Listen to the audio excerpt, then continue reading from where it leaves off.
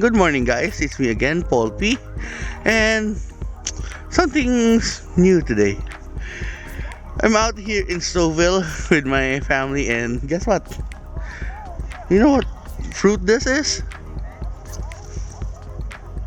These are apples. Real apples. They're basically just roughly my height apple trees. And we are here for apple picking season. I'll pick a few apples and then we will try and cook with them at home. So let's go, let's pick some apples. Guys, look at this tree. It's really full of apples, like this one. Look at that.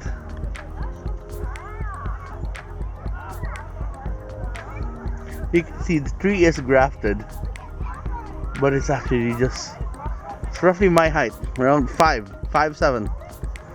Perfect for picking. Look at that. Okay, to give future reference, I'm here in Applewood Farms here in Stouffville, and admission is $10 per person, which includes a free pumpkin, and it's $15 for a 10-pound bag and $25 for a 20-pound bag of apples. They have a lot of varieties here, from Red Delicious to Granny Smith, but we are here for the Red Delicious and Cortland. Okay, look at this one. This one is really just full of apples. Look at that. It's full of apples.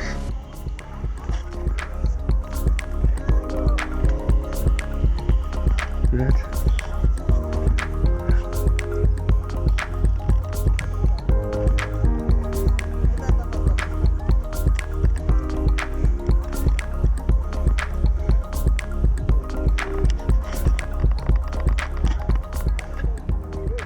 The nice thing about apple picking is you can get to taste the fruit. Like we've bitten into two kinds of apples. Here on my left is the Red Delicious. It's not that sweet yet, it's a bit tart. It's not yet on season, not yet ripe for the picking. But here on my other side is Honey Gold. We tried this one, the sugar content is really high. It's perfect, and it has a slight tartness at the end, which is perfect for what I'm planning to make. Okay, so we're going to get some of this and we're going to start making that pie. Oh, I told you it's pie. We'll start making it. Okay, so, and by the way, I'm here with my aunt and my uncle, with my brother and our dog. See, look at the wagging tail. It's a family affair, and we're going to pick some apples.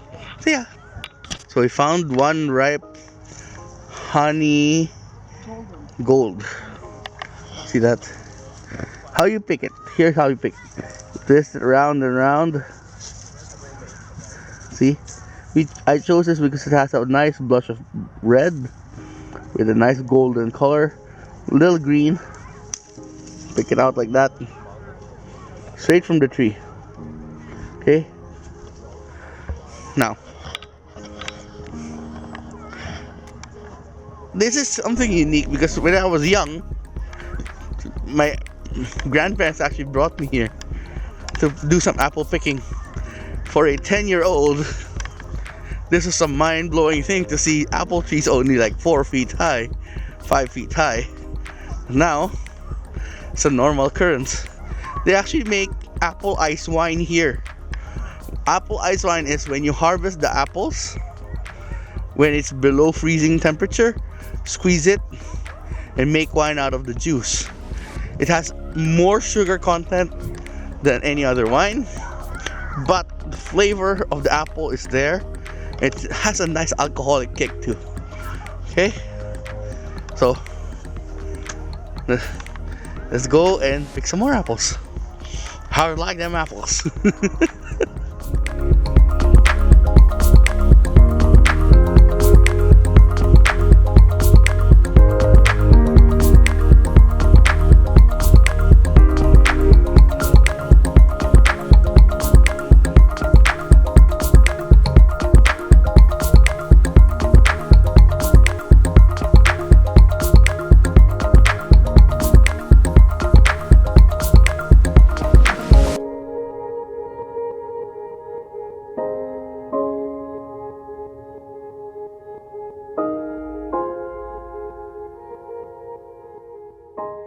Okay guys, so I think this may look like plums, but actually these are apples. They're purple apples. Really dark red with a hint of blue. See that? We'll pick one and taste it. I'll choose this one. Okay, pick it out. Give it a nice rub on your shirt, just in case there's any insecticide. Nice and shiny.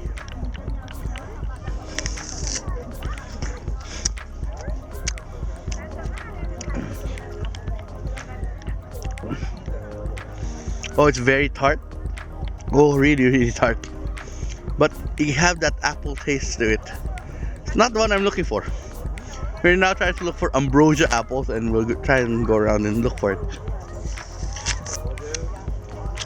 Yeah.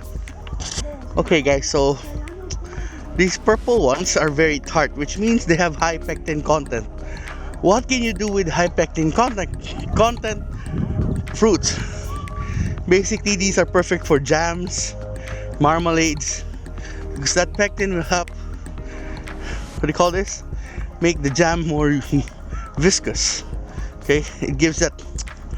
Well, if you can make this into jam, like maybe an apple jam for apple strudel or something, but for me, it's not for my baking. Okay, we'll look for the ambrosia ones. Worst case scenario, we'll end up with the Cortland or the honey gold. Okay, see ya.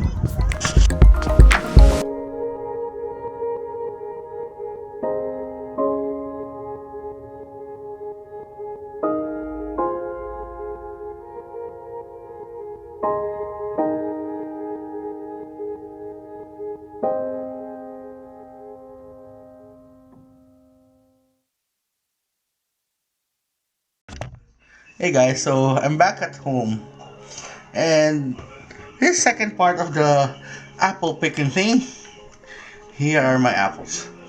They're fresh, nice and crisp. We're going to use the honey gold ones, and we're to make a classic French dessert called tarte tatin.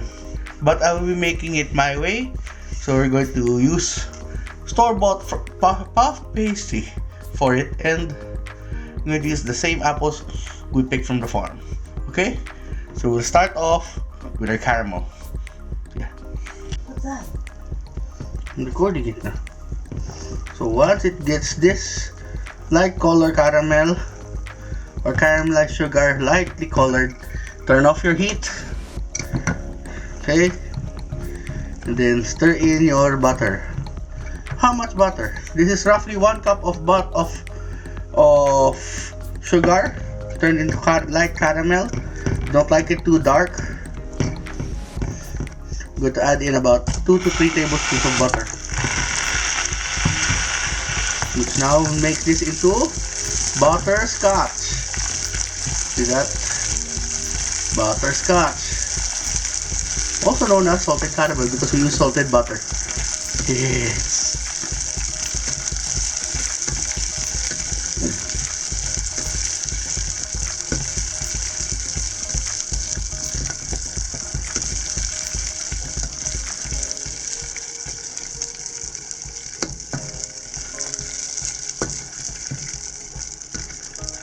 There, look at that. Nice and caramelly. Don't like it burnt. I don't like dark caramel because I like it smooth like this. Okay. Nice and light butterscotch caramel. Okay. Now, from there, we're going to transfer it to this pan. You can see. Wait a minute. There. Zoom out. There. We're going to pour it here.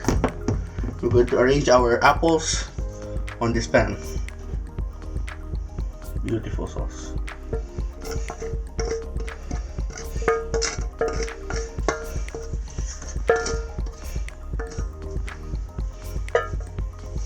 There. Okay. So even it out. And that's it. So let's now start slicing our apples while this thing cools. Okay, so guys, here's the apple. We're going to cut it in half. Then we're going to cut it in quarters. Now, we will core the apple because we don't want any seeds in it. Yes. Okay. Now, to store these apples so they won't brown, you have to put it into a bowl with lemon water. Okay. But since we're going to cook them kaagad, forget the lemon water.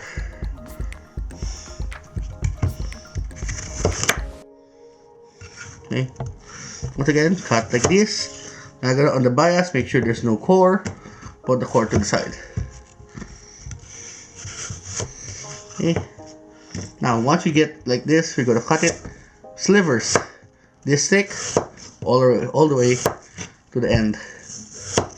Okay, we're going to do this with the rest of the apples, and I'll show you how to combine them together. Okay, so our pan is here. We will now fix our apples this way. Okay, overlapping each other. Preferably this para maganda.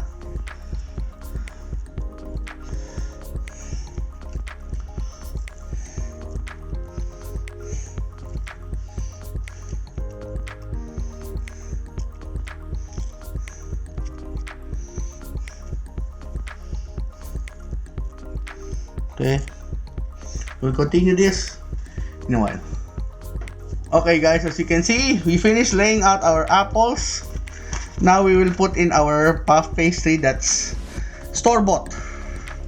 Okay, I'm sorry I got too eager and I kinda messed up. It was still a bit frozen when I pulled it, but I cracked it a bit. Anyways, it's still gonna be good because we're gonna put it like this. And then the secret here is you have to poke holes so the steam will come out. Why? Or else it's going to just be one gigantic puff and the apples will not adhere to the puff pastry. Okay, so we'll let this sit and let our oven preheat at 375 degrees, and we're going to bake it for 30 to 40 minutes. Okay?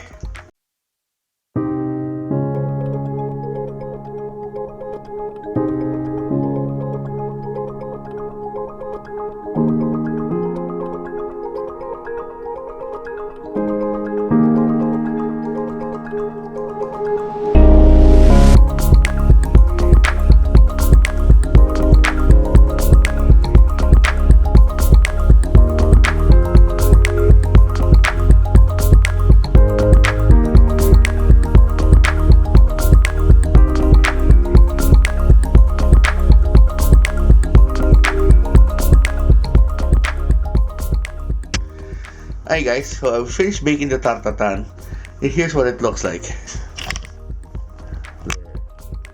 Beautiful, and we still have more apples. I tried to make the apples shingled inside, but I kind of found it difficult. I think I should have cut it into wedges instead of strips.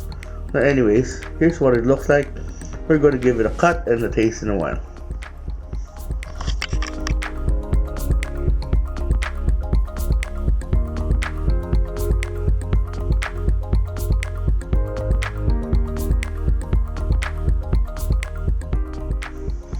Okay, so we have our tartatan here.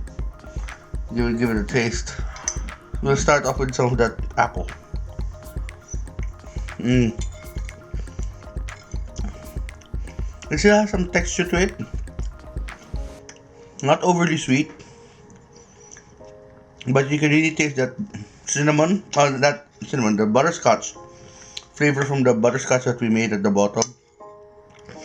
No bitterness at all. And look at that, it's golden, almost translucent. I'm going to try it with some of the crust. Oui, oui, tartatan. Okay, so I'm going to continue eating my dessert, and I'm going to see you in the next vlog. I hope you learned something. This is one of my few cooking vlogs here in Canada.